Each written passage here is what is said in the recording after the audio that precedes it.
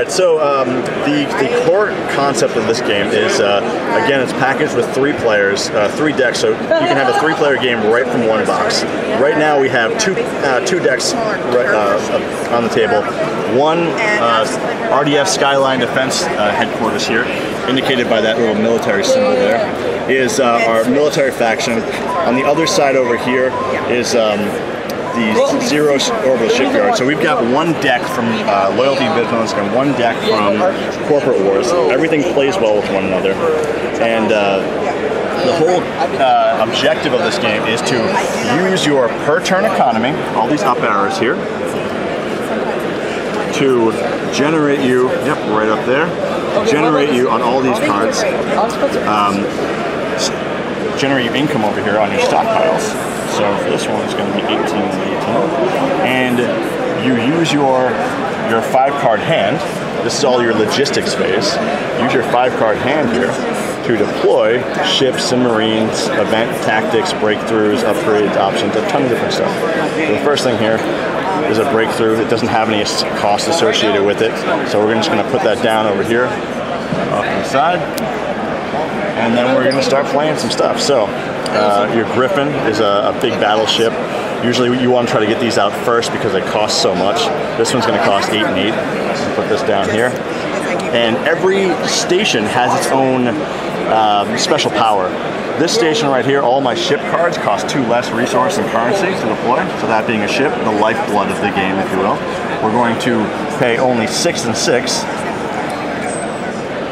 Get that out there. And some cards have special abilities on them, either through symbols, which is that little guy right there, which means it comes with 2 Marines for free. So I'm going to go through my hand or my deck and pull out 2 Marines. And go like that, and it goes sideways on the card. Day job. And I'm going to pay for other cards. Those down there, that's only going to cost me 3 and 3, although it would have cost me 5 and 5. 3. And then you use your fleet on the third part of the turn, your turn. You can decide to go and fight the other players. So what you would do is you would slide these cards forward once you're done with your manufacturing phase, and the actual combat would begin. So presumably, if they had some ships in front of them where they would actually attack, you could, now we just go initiative value order, so we go smallest ship to largest ship, and that initiative value is right here. So your stats are all along the bottom. This right here is how many Marines you can hold. This one's grayed out, but for instance, this one right here has 4, capacity for 4. This is your attack value, so that's how many dice you throw. This is your wound, so that's how many punches to the face you can take before you're killed. This is your defense value. It's an 8, so it's fairly hard to hit because it's a big battleship. This is how many fighter wings you can carry, or drones. This is your initiative values. This is when you act in a fight. So to just show you a little bit of how combat works, each one of these ships has the initiative value associated with them. So the smallest is smallest to largest. So the smallest initiative value is this crow right here. So he's got 2 attack and 7 defense, but he's also got the trait Fearless. So what he's going to do is use that trait. A lot of these cards have traits and special abilities to flip his attack for his defense, and instead of throwing 2 dice, he's now throwing 7 dice, in which he's going to try to put some wounds on that Griffin battleship. So we take some dice, roll some dice, and let's see what happens. Wow, it's a hell of a roll. 1, 2, 3, 4. We got 4 separate shots that meet or exceed that 8. Right there. So that means we put 4 points of damage. It's never cumulative.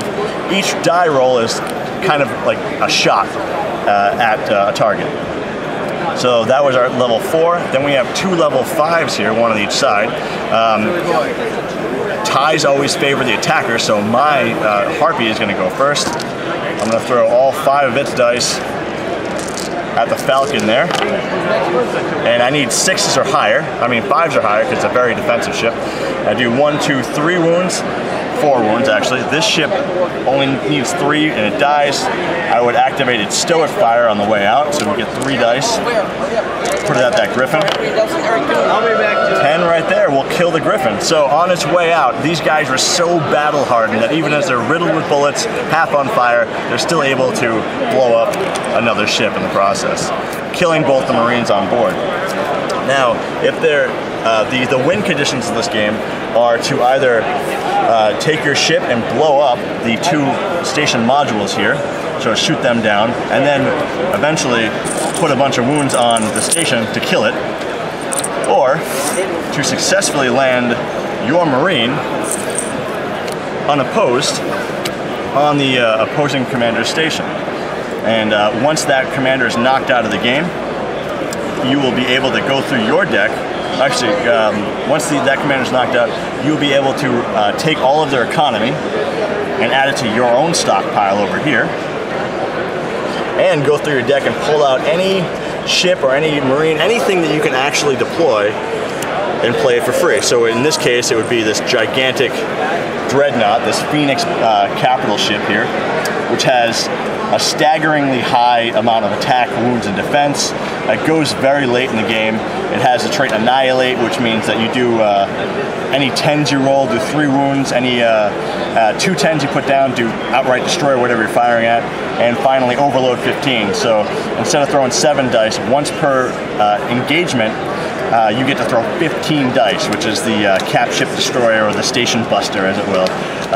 But you're down for a full turn. So all these traits have ups and downs, but in essence, in a nutshell, that's how you play Hull Breech, aside from several other in-depth mechanics, which you check out the rulebook or check out the cheat sheet, which we have on our website, which goes over the turn anatomy, logistics, manufacturing, engagement phase, and discard, and the actual engagement phase, how you fight, like skirmish, volley, maneuver, boarding, and then you go back and repeat, along with a card breakdown as what all the symbols mean, and a full list of all the traits, which for ease of play, you can just print out and have next to you.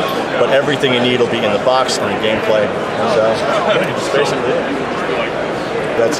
That's Hull Breech, which is Corporate Wars and Loyalty and Vigilance, 2 separate games.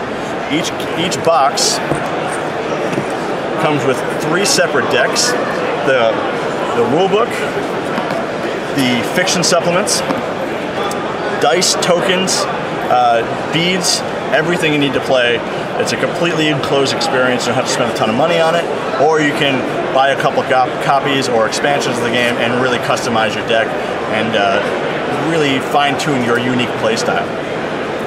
So yeah, thank you very much for letting me do this. So go buy Hull Breech. Go buy Hull Breech. Breach those hulls.